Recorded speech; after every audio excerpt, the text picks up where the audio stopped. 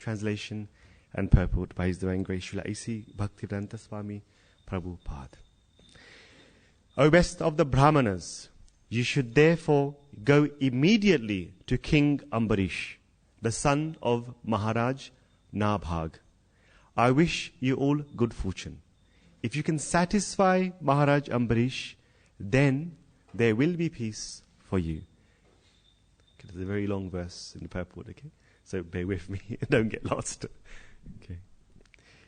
In this regard, Madhva Muni quotes from the Garuda Puran, Brahmadi bhakti koti amshad, amsho neivam barishake, neivanyasya chakrasyapi, tathapi harir ishvaraha. Tatkaliko pacheyatvat, tesham yashasa adhirat, brahmadayash chatat kirtim, vyanjayam asur uttamam. Mohanaya cha daityanam, brahmade nindanaya cha, anyartham cha swayam vishnur, brahmadyascha nirashishaha. Manusheshu tamatvacha, tesham bhaktyadi bhir gunaihi, brahmadhir vishnva adhinatva, jnanapanaya cha kevalam. Durvashascha swayam rudras, tathapya anayam uktavan, tasyape anugraharthaya, darpanashartham evacha. The lesson to be derived from the narration concerning Maharaj Ambarish and Durvasa Muni is that all the demigods, including Lord Brahma and Lord Shiva, are under the control of Lord Vishnu. Therefore, when a Vaishnava is offended, the offender is punished by Vishnu, the Supreme Lord. No one can protect such a person, even Lord Brahma or Lord Shiva. Om Jnanatimirandasya Jnananjana Shalakaya Chakshur Unmilitam Yena Tasmai Shri Gurave Namaha Vanchakalpatarubhyascha Kripa Sindhubhya Evacha Patitanam Pavanebhyo Vaishnavebhyo Namo Namaha. Jaya Shri Krishna Chaitanya Prabhu Nityananda Shri Advaita Gadadhara Shri Vasadi Gaura Bhakta Vrinda. Hare Krishna Krishna Krishna Hare Hare, Hare Rama Rama Rama Hare Hare. Good morning, Hare Krishna, and welcome to this morning's class, which ends the 4th chapter of the 9th canto. So in this verse, the principal points are mentioned by Sri Radha Prabhupada, that, and he's quoting from the Garuda Puran to verify the main points which Prabhupada has extracted from the translation to give essence to his purports. And that is that Durvasa Muni and all the demigods, we all know Durvasa Muni to be the expansion of Lord Shiva. Prabhupada mentioning that because all demigods are under the control of Lord Shri Krishna or Vishnu, therefore, when a Vaishnava, a devotee of Lord Krishna, is offended, they are punishable by the Lord. And because the demigods are under the control of Lord Krishna, therefore, there is nobody else left who can protect an offender. And Prabhupada mentioned specifically even Virinchi and Mahadev, or Lord Brahma and Lord Shiva. So we find that within the pastimes of Lord Krishna, or the adult pastimes of Lord Krishna, in this section that we're reading in the Srimad Bhagavatam, so Lord Krishna is personally not involved. So the entire saga or the pastime is between a devotee, Maharaj Ambarish, and Durvasa Muni. So Lord Krishna is physically not in between this pastime or this episode in the Srimad Bhagavatam in the history of this universe. And all of you know, and you have heard this story so many times about how Maharaj Ambarish eventually forgave Durvasa Muni upon the direction and advice of Lord Vishnu. When we reflect upon Lord Krishna's pastimes when he has been physically involved, you find that these points of Srila Prabhupada that he's making in this purport really come to life. So, for example, when Lord Krishna was physically present on the planets in his personal form, so many times his devotees were being offended. In fact, that's probably all that was happening to them in the presence of Lord Krishna. And each time, the offenders would always try to seek the shelter of the demigods, because they knew that Lord Vishnu or Lord Krishna is partial to his devotees.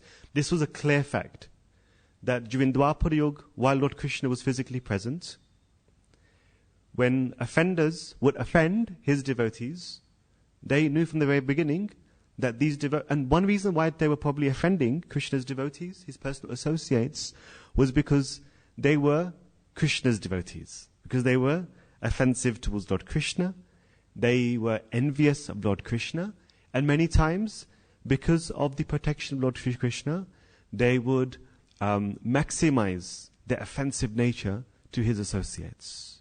And of course, here he's speaking of the Pandavas and the extended associates of Lord Sri Krishna. And all of these people who were offenders, they would always seek the shelter of the demigods. And in seeking the shelter of the demigods, they would try to be freed from, number one, the consequence of offending a Vaishnava, and number two, trying to be protected from the wrath of Lord Krishna. Because Krishna was always partial to his devotees. And this is a fact that everybody knew who were around Lord Krishna. And therefore Srila Prabhupada, he's making this point here, that because the demigods are controlled by Lord Krishna, therefore there is no way that an offender can ever be pardoned by the demigods.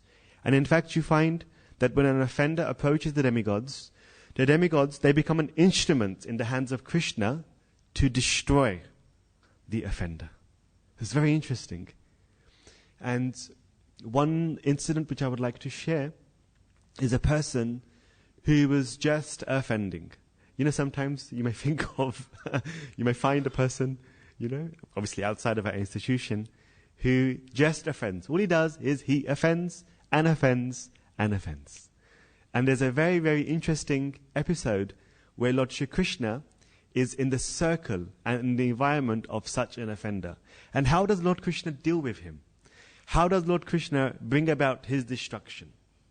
How does Lord Krishna involve his very, very intimate and close associates, for whom Lord Shri Krishna has literally given up his own independence to protect, and his own time and energy, and even pastimes, in terms of the sweet pastimes, to protect. And this person is, unfortunately, the son of a great Brahmin, and his name is Ashwatthama. Ashwatthama. And the reason why I use the word that he's the son of a great Brahmin, and very unfortunate, because his father, Drona, he was a very special person. Now his father, just to give a very, very quick introduction to who Drona is, his father, Maharishi Bhardwaj, he was the person who was the very first student when a mantra was put into a chanda, or poetry. And this was done by the Adi Kavi, the very first poet, who is Maharishi Valmiki. So when Maharishi Valmiki received direct blessings and grace by Lord Krishna, I won't go through the pastime, and I'm sure most of you know the pastime, but when he saw two kronjas, or two particular types of birds being killed by a hunter, from his karuna, or from his very, very deep compassion, Valmiki Rishi, he uttered a curse. And that curse took the form of a very beautiful poem. Manishad pratishtatvam agama shashwati sama yat kroncha mithunad ekam avadit kama mohitam. O hunter, you killed one kronch, one particular bird, who was enjoying company of its partner. because you intervened in the life of these two birds, Agama Shashvati Sama, your life will come to end very soon. Your duration of life will reduce because of the sins that you have committed to hurt another human being. Now when Valmiki uttered this curse, he was surprised that his words became fixed in a beautiful poetical meter, the Anushtup Chanda, which has 8 syllables per line, which totals in 4 lines, as we have in most of the verses of the Gita and even the Srimad Bhagavatam. So when he uttered this verse, he was reflecting that because from my deep compassion and my sorrow, I uttered the very first verse as a human being, out of my shok, all verses henceforth will be called Shlok. Making sense? From Valmiki's great compassion, his shok, because he uttered the very first verse, all verses are therefore called Shlok. And then he taught, and then obviously once he figured out how to put verses into poems, then we all know that he approached Narad and he asked Narad those questions, which are very important for people to gain an example. Who is the best person in this world? Who is the most courageous? Who is always righteous, always dutiful, never partaking on the path of sin, always devoted to his family, community, friends, and the Supreme Lord, who is very dharmic. And then, because Valmiki had practiced through this, unknowingly, through this curse, then he compiled the very first text outside of the Vedas, revealed by Lord Krishna, which was the Ramayana, in 24,000 verses. And this Ramayana, he chose one of his students, Bharadwaj, the very first student, Bharadwaj, and he taught the Valmiki Ramayana to Bharadwaj. So Bharadwaj was a very, very special soul who received the very first Kavya, or the very first book of poem on the pastimes of Lord Krishna. And this Rishi Bharadwaj, he was the father of Drona. So can you see the lineage in which Ashwatthama appeared? It even extends over yugas. It extends over so many yugas. And this Ashwatthama, you find that actually there is a saying in the scriptures, in Dharma Shastras, that daridram nasamam ripuhu. That for the conditioned soul, or for a person who is still attached to this world and to their well-being, poverty is the greatest enemy. Poverty is the greatest enemy. Nasamam ripu. Ripu means enemy. Nasamam, nothing equal. Daridra, poverty. Poverty is such that even sometimes people who are trying to go on a religious or sacred path, righteous path, even they can become bewildered by the acquisition of wealth. And sometimes it can become an obstacle and a great medium to fall down from one's spiritual life. So, as you know, Ashwatthama, he was raised by his father in such a way so that artificially other children of his age would consider him wealthy. Because there was no milk in the house. Acharya Drona and his wife, who was Kripi, the sister of Acharya Kripa, the priest of Hastinapur.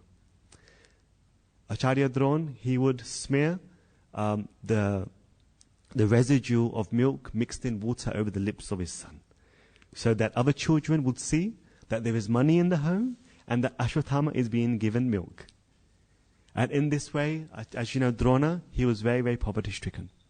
And all of us know what happened when he went to his best friend's home, Drupad, for help. And all Ashwatthama as a child saw was the consequences of poverty. How people in society would not even give you space, time, respect. In fact, they would forget the previous relationships, like Drupad did, and discard and reject you. So in this way, Ashwatthama, he was very much spoilt by his parents. So a good note, huh? A child was very much spoilt by his parents. And therefore Ashwatthama, all he wanted to do was somehow, instead of, although being a Brahmin, he somehow wanted to just gain and acquire wealth. And he saw that those who were unrighteous, or Duryodhan and his brothers, they know methods by which they can very quickly acquire wealth. And those methods are always very sinful. And therefore Ashwatthama, he became inclined to sinful activities. And you find that towards the end of Ashwatthama's life, he was so much implicated in sin that he became a repeated offender of Krishna's associates and his devotees. So let's just see how Maharishi Vyas, the incarnation of Lord Krishna, depicts Ashwatthama. And how did Krishna deal with a person who even he had a relationship with? Lord Krishna was very much respectful towards Ashwatthama and even his father, Drona. So how did Krishna deal with Ashwatthama, who in front of his very eyes was disturbing him? Krishna was being disturbed by the activities of Ashwatthama. What did Krishna do? How did he give Ashwatthama consequences of offending Vaishnavas? And at the same time, how did he involve the Vaishnavas in the forgiving of Ashwatthama? And all of us know what happened in the end. But let's just see what built up to when Draupadi, regardless, despite her sons being massacred by Ashwatthama. And remember, not only was the sons, but the entire Pandav army. We say that the Mahabharata war took place for 18 days. But how comes there was another war? There was another war. This war was waged by Ashwatthama alone. How is it possible that Ashwatthama, who have been fighting for 18 days against Lord Krishna, and why against Lord Krishna? Because it's very, very clear. It's very, very clear that nobody could defeat Duryodhana. Even Bhim. Nobody could defeat Bhishma. Nobody could defeat Drona. All of these great powers were somehow, they became under the influence and the control of the side of adharma. And as you know, it's very intricate and very, very emotional in the sense of how these great powers became controlled by Dhritarashtra through his son, Duryodhana. And therefore, Vyasa, he makes it very clear that none of these people could ever have been destroyed by the Pandavas.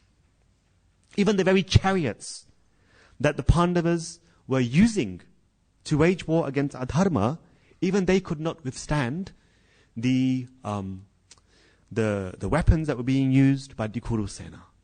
Only because Lord Krishna was protecting the Pandavas, only therefore the Pandavas could subdue and of course emerge victorious against those people who were against the will of God.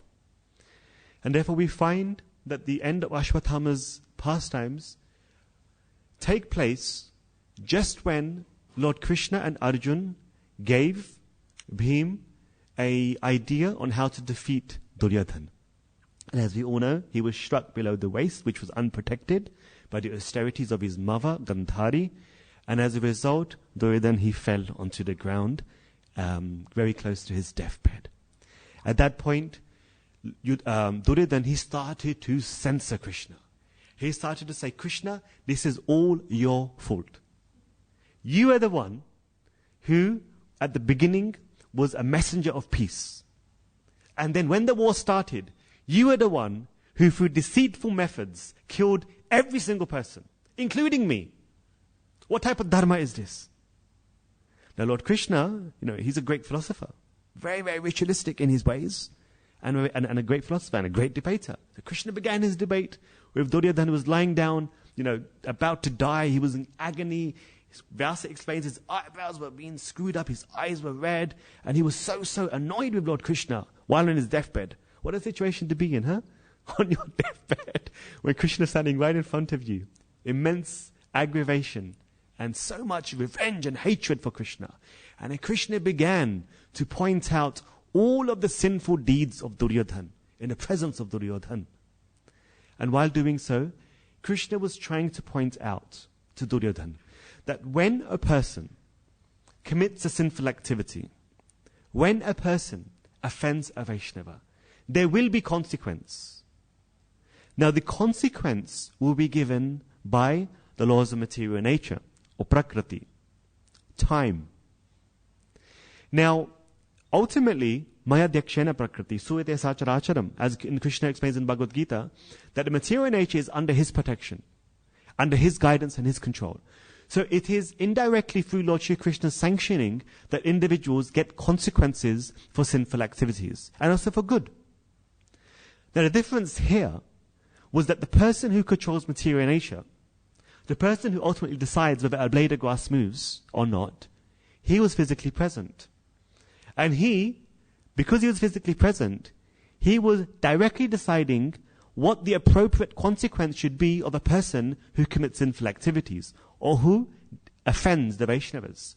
And therefore, all of the deceitful means that Krishna used to destroy the Kauravas, they were not instigated by Lord Krishna. Krishna sanctioned them. They were instigated due to the sinful activities of the Kauravas.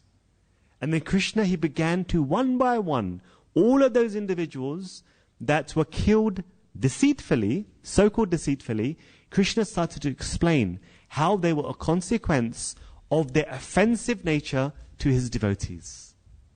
Now Duryodhan, he actually realized on his deathbed what Krishna was saying. That Krishna was not a human being who, by conniving, through a conniving nature, was unlawfully trying to kill you. He was simply sanctioning the consequence of your sinful activities. So actually it was the individual's own activities that caused their death in such a horrible and very, very distasteful way. So after this conversation took place, then Yudhishthir, something occurred to him. He thought that actually this entire war has been waged so that Krishna's will can be protected, so that Krishna's desire can emerge victorious, so that Krishna's way can be influence over the coming ages, and of Dwapar and Kali. But Yudhishthir realized that there is one person who did not partake in the battle, who through a moment can destroy all the Pandavas. And this person is such that because this person is the mother of the Pandavas, therefore Yudhishthira and the Pandavas cannot actually wage war against her. And this was their eldest mother, Gandhari. Yudhishthira was thinking that because Gandhari, in her spare time, she was a lady who in her spare time, because of being blindfolded and obviously not having much social life and not having any reason to connect to other individuals, she would spend her free time performing severe austerities. That was her pastime. So she'd wake up, have her breakfast, see how the children are doing, and then go and perform severe austerities. This was done on a daily basis throughout her entire life. She was a great tapasvini. And therefore, Yudhishthir, thinking in this way, he said to Lord Krishna, Chintayano Mahabhagam Gandharim Tapa Sanutam Ghorena Tapasa Yuktam Trailokyam Apisadhayet. That Gandhari, due to her severe austerities, if she wants to, Ghorena Tapasa, through her severe, Ghora, very, very difficult austerities, if she would like to, in a moment, she can reduce all of us 5 Pandavas to ashes and in fact destroy 3 worlds.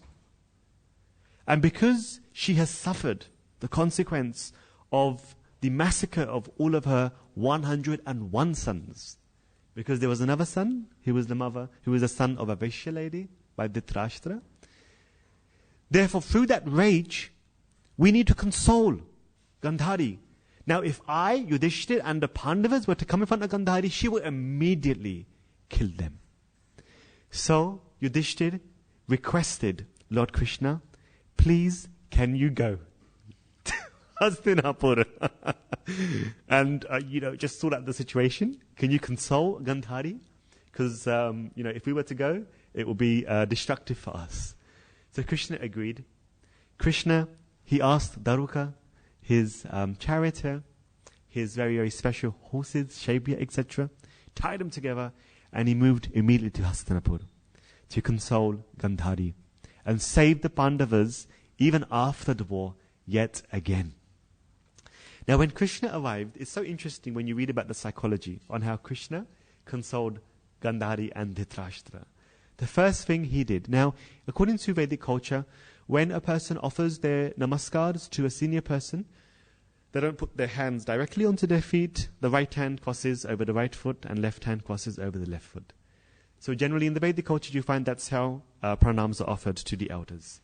Krishna, when he saw Dhritarashtra, he was seated with Maharishi Vyas, he immediately fell onto the floor and he caught the feet and he embraced the feet really, really tightly. So Krishna did this first and foremost to Vyasa and then to Dhritarashtra. He held their feet and embraced them so tightly. The Supreme Personality of Godhead did this to Dhritarashtra, the cause of all of the offenses to the Pandavas and the disturbance even to him. And after embracing the feet, Krishna, it's so interesting, he silently offered his pranams to Gandhari. He didn't say anything. Very silently. He did not want to disturb her at this point. He kept her in check by silently offering his pranams to Gandhari. At that point, Krishna, he took the right hand of Dhritarashtra, and when he took his hand, Krishna, he profusely began to weep. He was uncontrollably crying. Krishna was exhibiting his own condolences to Dhritarashtra, and Dhritarashtra was thinking, this guy is more impacted more than me. Krishna is Krishna's crying on behalf of Gandhari and Dhritarashtra. So this obviously melted the heart of Dhritarashtra. And then Krishna, obviously it was quite uncontrolled. So Krishna then, he moved over to a pot of water. He cleaned his face to get the tears all away, the makeup back to normal. Okay, divine. And his hands, and Krishna became presentable once again to Dhritarashtra. And at that point, Krishna then started to explain to Dhritarashtra two things. And it's a very, very long samvad or discussion, conversation. Krishna was explaining why the war and the consequence of the war is the fault of Dhritarashtra, and how the Pandavas always wanted peace. And Krishna, he gave so many reasons, and he was speaking quite loudly. And as he was speaking to Dhritarashtra, he was getting through to Gandhari. And by the time Krishna finished his sermon, Jai Sri Radha Gokulnanda Bhagavan ki Jai, Jai Shri Tanaksham Hanuman ki Jai, Shri Gaur Nithaya ki Jai. At that point then, Dhritarashtra became consoled. And then, Krishna then went over to Gandhari and began to console her. And the very first words he used was, Gandhari, mother, there is no woman, no lady greater than you in this world. That was the very first line he used to Gandhari. Gandhari was very happy, to hear this from my enemy. Such great glorification.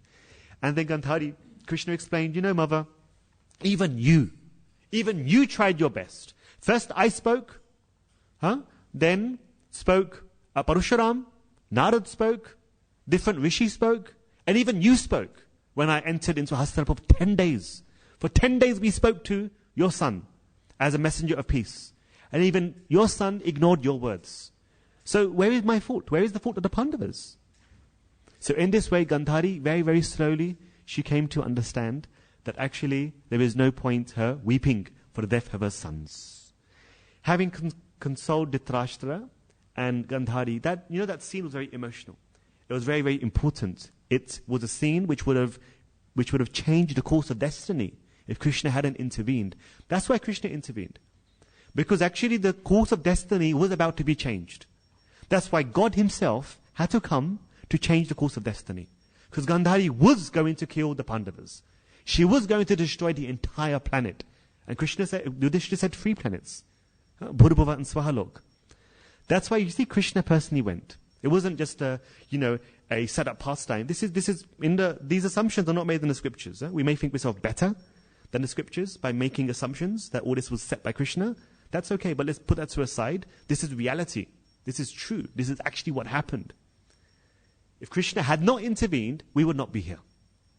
It's plain and simple as that. It's not about, predetermined pastimes. Let's just accept what the scriptures say, and let's not think outside or better than God.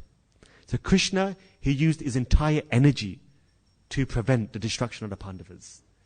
And then, in that emotional mood, Krishna, he suddenly just stood up. And his entire mood changed. And Dhritarashtra was thinking, and Gandhari were thinking, and Vyasa, what's happened? Suddenly, Krishna's just changed his mood. And then Krishna said, I have just come to realize the sankalpa, or the determination of Ashwatthama.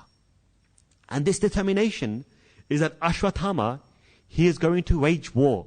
Despite the war having ended, Ashwatthama has decided to wage war against the Pandavas. And this is disturbing me a lot. And the reason why it's disturbing me a lot is because Ashwatthama is going to wage war in a specific way that is going to destroy the Pandavas. And at that point, immediately, Gandhari and Dhritarashtra said, Shigram Gacha Mahabaho Pandavan Paripalayan.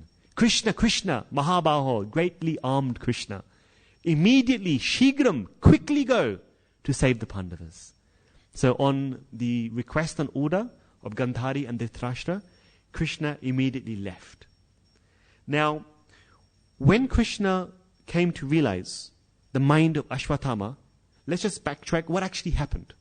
What did Ashwatthama decide to do to the Pandavas that disturbed Krishna's moment with Gandhari and Dhritarashtra? When Ashwatthama was told by the messengers of Duryodhana that he's fallen down in war, Ashwatthama immediately, with 3 people that survived the war, Kritavarma, Kripacharya and Ashwatthama, they immediately went to see Duryodhana. And when they saw Duryodhana, Duryodhana saw that these 3 people are greatly grieving. And by that time, Duryodhana had come to realize at the end moment about the glories of Krishna, about all of his mistakes. And then Krishna therefore said, Manyamana prabhavam cha Krishnasyam iti tejasa. That I have now come to accept the greatness of Krishna. I have now come to accept the glories of Krishna. Therefore, samaya samanu prapto. How fortunate am I that I'm going to achieve Krishna after my death. He said this, prapto, sa. I'm going to achieve Krishna at my death. And therefore, nasmi shochaya katham jana. Ashwatthama, Kripa, Kritavarma, don't mourn. I've achieved the ultimate goal of life by realizing the glories of Krishna, and I'm going to be achieved by him. But Ashwatthama, he did not listen to Duryodhana. He said, please appoint me commander-in-chief of your army. The war has not ended. I want to take pratishod. I want to take revenge for the death of my father and for what they done to you. So Duryodhana was thinking, this guy's not going to listen. I'm now Krishna conscious.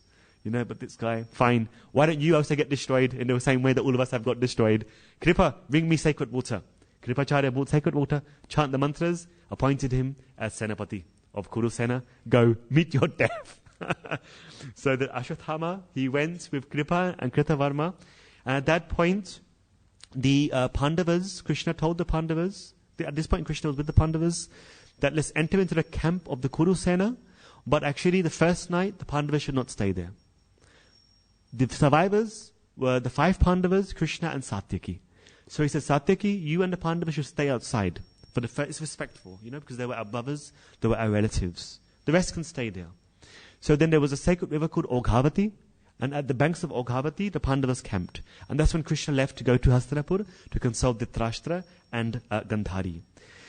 Now, Ashwatthama and Kripa and Kritavarma, they made their way to the camp of the Kurus to wage war. And as they were going, fatigued from 18 days of fight, Kripacharya and Kritavarma, they just crashed to the ground and they fell asleep. They were so tired. Ashwatthama was thinking, I can't get any sleep because I'm the one who wants to go and continue the war and kill the Pandavas and their entire army. And at that point, Ashwatthama, he was walking around the forest, and while walking, he suddenly saw this beautiful banyan tree. And this banyan tree was very specific because it was full of crows. This banyan tree was completely full of crows. Ashwatthama was thinking, this is an interesting sight.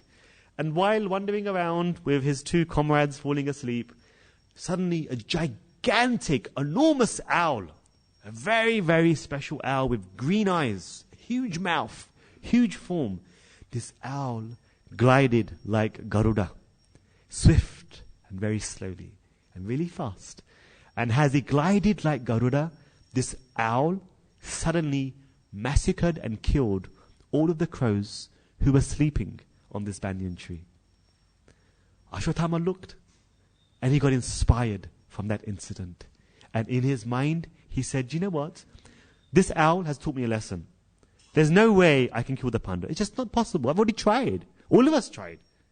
So you know what I'll do? I'll kill the Pandavas while sleeping. This was his resolution. This is what he was inspired by when he saw the owl. Sometimes in life, things that we're inspired by aren't always good for us. Okay? And in this case, this was his. So when he was inspired to kill the Pandavas while sleeping, that's when Krishna stood up in Hastinapur. When he came to realize this guy is absolutely crazy. He's now going to kill while people are sleeping. This is just, something which is just very, very far to digest and accept.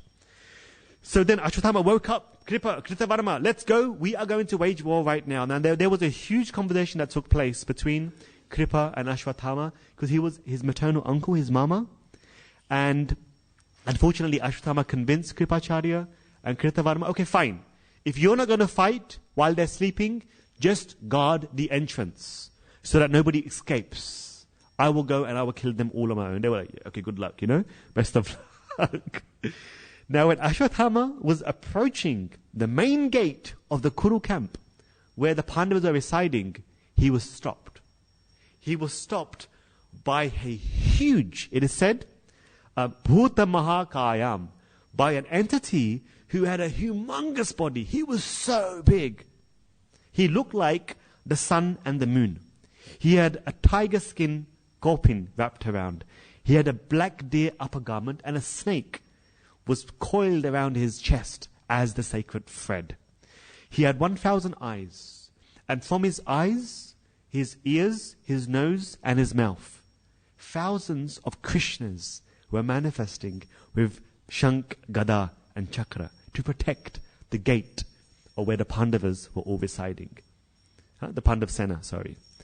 So when Ashwatthama saw this, he wasn't fearful, although it was a really, really horrible sight to see and to fear. Ashwatthama began to wage war against this gigantic person. And this person was just eating up all of Ashwatthama's weapons, one by one, one by one. Ashwatthama gave up this fight. He realized that there's no way I can win this war. Suddenly he looked up in the sky, and there was Krishnas everywhere, covering the entire sky. Ashwatthama gave up. He walked away to the east, and when he went away to the east, he realized that how am I going to complete my determination to offend the Pandavas and to kill the Pandavas?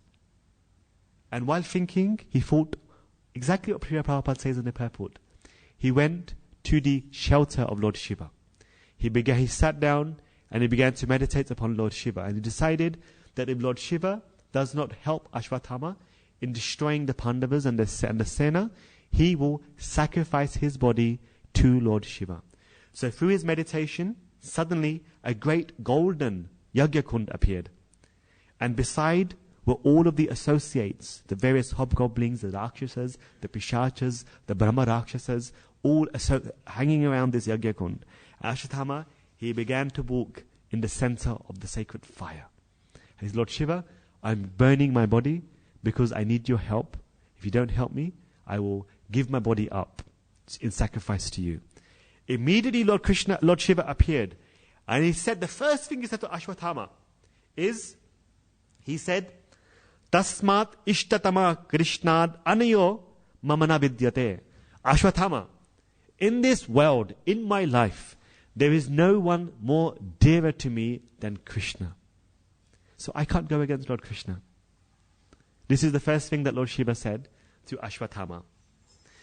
But Ashwatthama was not giving up. He wanted the destruction of the Pandavas, the entire war. He wanted to change the course of destiny.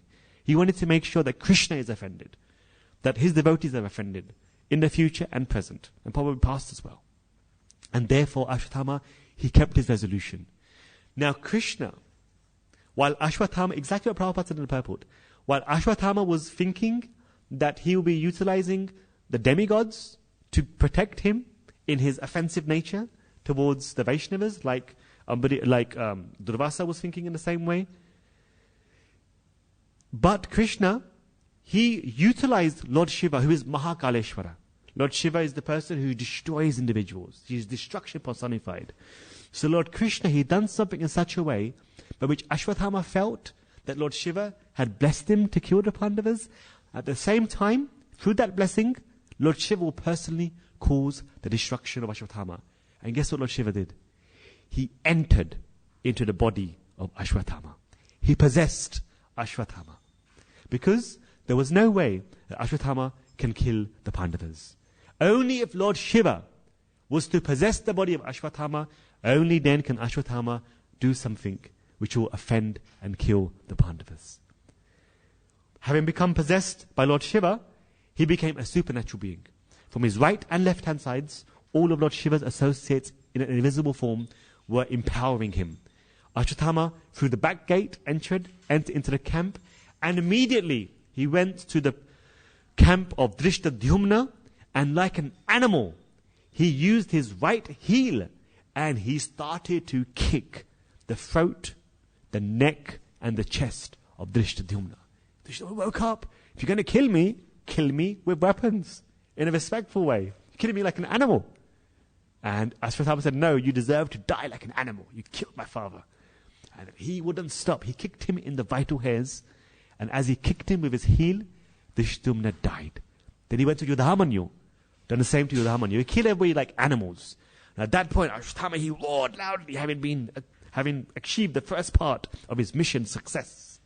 And as he roared, the entire Pandav Sena, they all woke up. And when they woke up, the 5 sons of the Pandavas also woke up. They clad themselves in their armor, and then took place a war. Ashwatthama was invincible. He began to destroy all of the Pandav Sena. In fact, he massacred everyone. And then the 5 Pandav sons, they came forward, and they attempted to destroy Ashwatthama. And as you all know, the 5 Pandavas, in a full waged war at night, having woken up from their sleep, being disturbed in such a way, they all lost their lives. Prativindya, the son of Yudhishthir, he was struck in the abdomen. Lord Shiva had given him a Vimalam Khadgam Uttamam, a very polished, beautiful, topmost sword. And with that sword, Ashwatthama was destroying everybody. Shutasen, the son of Bhima, he pierced Ashwatthama with a spear. Ashwatthama, he cut off his hands, and then he stabbed him in the back and caused his death. Shatanika, the son of Nakula, he threw a car wheel on the chest of Ashwatthama. Ashwatthama, he cut off his head. Then Shrutakarma, the son of Sahadev, he struck Ashwatthama with an arrow in the left forehead. Ashwatthama, with a spike. And Ashwatthama, he disfigured the face of Shrutakarma, and in that way, he was killed. And the son of Arjun, Shrutakirti, being like his father, he started to throw arrows at Ashwatthama, and Ashwatthama, he ended up using that sword of Lord Shiva, and he cut off the head of Shrutakirti. And in this way, Shikandini then came, the cause of the Bhishma's destruction. Ashwatthama was very upset with Shikandini because of what he'd done to Bhishma, and he cut him in 2 parts. So his body was separated in 2 parts. And in this way, Ashwatthama then, he burnt the entire Pandav Sena alive in 3 places. And Kripa and Kritavarma, they were making sure that nobody escapes. But one person escaped, the charioteer of Drishtadyumna. And as he escaped, he went and he told Yudhishthir, who were situated on the banks of the Oghavati river, about what happened. Yudhishthir, he fell to the ground, and the Pandavas, they caught hold of him. Krishna had also arrived at that point. And then Yudhishthir asked Nakula to go and bring Draupadi from Upapalavya. That is where Draupadi was staying. And then, in this way, when Draupadi arrived, she was obviously lamenting, and she told Bhima, you're the person who's always protected me. So please, you go and you bring that money, that precious gem on the forehead of Ashwatthama, who is so egoistic by, that he's got his powers by. You go and you please bring that for me. And in that way, destroy Ashwatthama. So Nakula became the charioteer, and Bhim, they traced the tracks of Ashwatthama. And then Lord Krishna, this happened really quickly. And then Lord Krishna, he said to Yudhishthir, what are you doing? Bhim is no match for Ashwatthama. This Ashwatthama, he is such a bad person. Let me tell you a story. How bad he is, even to me. Once, when Acharya Drona gave Arjun the Brahmashira weapon, unwillingly, he said, do not use this weapon ever on anything, on any person. As Ashwatthama became evil, one day his father said to him, you know what, you're going to use this weapon. I know you will use this weapon one day. Ashwatthama was like, no, I'm not going to use the weapon one day. And then in this way they were arguing. Father and son were arguing. Ashwatthama, he left his home and he settled in Dwarika. He lived in Dwarika. He got his passport, got his visa, his residency, and he stayed in Dwarika as resident of Lord Shri Krishna. So one day, while living in Dwarika, he saw Krishna walking on the banks of the ocean alone. Ashwatthama, he went to Krishna and he said, Krishna, I have a Brahmashira. I want to exchange it for your Sudarshan Chakra. What do you say? Krishna, this guy's crazy. And then Krishna said, look, listen, I don't need any Brahmashira. Keep it to yourself. Take any weapon you want from me. I have the Sharanga bow of Lord Vishnu. I have Sudarshana. I have Gada, Sarangi. Take whatever you want. Thomas thinking, this guy is really kind. Is this what you do to all your residents? Give whatever they ask for? So then he put his chakra on the ground. Ashtama, he used, he's such a disrespectful person. First he used his left hand to pick the chakra up. Nothing happened. Used his right hand. Nothing happened. His entire might he was trying to pick up this 1,000 iron-spoked chakra. With fangs, feet turned leftwards, running away, 16 armed. This is the Sudarshana, Krishna's greatest associate. He was unable to lift the chakra up. And Krishna said, you know what? I did austerities for Pradyumna to be born as my son. I've always done good in this world. I have a brother like Balaram. I have so many good associates. Nobody has ever asked me for Sudarshana. Why did you ask me for Sudarshana? And you know what Ashwatthama said? Because if I got the Sudarshana, I will use it to kill you. Krishna was thinking, this guy is just too much. This is the mentality of Ashwatthama. So Yudhishthir, quickly go and save Bhima. They went, Yudhishthir, Arjun and Krishna and Sahadev. And when they went, as you know, Ashwatthama was seated down with Maharishi Vyas, with his body smeared in ghee. When he saw Bhim approach him, he became fearful. He took up a blade of grass, put mantras into it, made it into Brahmashira. For the destruction of the Pandavas, he sent it. Krishna asked Arjuna to protect themselves by counteracting another Brahmashira. Now the problem is, if two Brahmashiras attack, if one counterattacks another Brahmashira, what happens? That region has a drought for 12 years. That's why it cannot be counteracted. Or it should not be counteracted. Narad and Vyas immediately got in between both Brahmashiras. Arjuna, he listened to Vyasa's request to withdraw Brahmashira. Now, Ashwatthama, he actually tried his best to withdraw the Brahmashira, but there was a problem. If you withdraw a celestial weapon, that weapon will kill you. It will chop your neck off. The only way you can withdraw a celestial weapon is if you are a brahmachari. Haribol, Haribol. Right? So Arjun was a brahmachari. Okay? He kept his brahmacharya vrat despite being a grihastha. Which is why he was able to withdraw the weapon. Now, Ashwatthama was also a grihastha, but he didn't maintain his brahmacharya. Which is what Ashwatthama knew. You know, I've been quite naughty. So I can't withdraw. If I withdraw, I will get killed. That's actually why Ashwatthama wasn't able to withdraw his weapon. It wasn't as if he didn't know how to withdraw. He knew how to withdraw. You know? But at the possibility of him being killed, in no way. I'm not observing brahmacharya as a grihastha. So, because to have children isn't an act against brahmacharya, that's as you all know. So then, he then said, fine, the womb of the Pandav women. And as we all know, what happened after that, Draupadi was the one who eventually forgave Ashwatthama. And Krishna, as you all know, cursed him. Now, Ashwatthama was not cursed for eternity. Krishna said that for 3,000 years, the curse that I've given you will impact you. And you all know what the curse is. Blood and pus will ooze from his body. He'll be smelly. Nobody will come around him. He'll be disturbed. He'll be in agony. He would have the pain of death. He would be wanting to die, but death will not come to him. That is what he will go through as a reaction of what he did to kill the Pandavasena while sleeping. And this curse, Krishna said, will last for 3,000 years. And we all know that Draupadi forgave him on Vyasa's request. Ashwatthama took his money out and gave it to the Pandavas. And in this way, Ashwatthama, he suffered the consequences of offending the Vaishnavas, by thereby disturbing Lord Shri Krishna. And at the same time, Krishna, he used the instruments he utilized Lord Shiva to cause the destruction of Lord Shiva, of Ashwatthama, sorry. And at the same time, and finally, the very, very noble, chaste, very, very soft-tendered Draupadi was utilized. And in the very same way that Ambarish Maharaj forgave Durvasa, she eventually forgave him. So you can see how beautiful it is, how Krishna behaves with his devotees, the love that he has and care that he has, and the message that he sends out to people who want to even mentally disturb or offend the devotees of Lord Shri Krishna.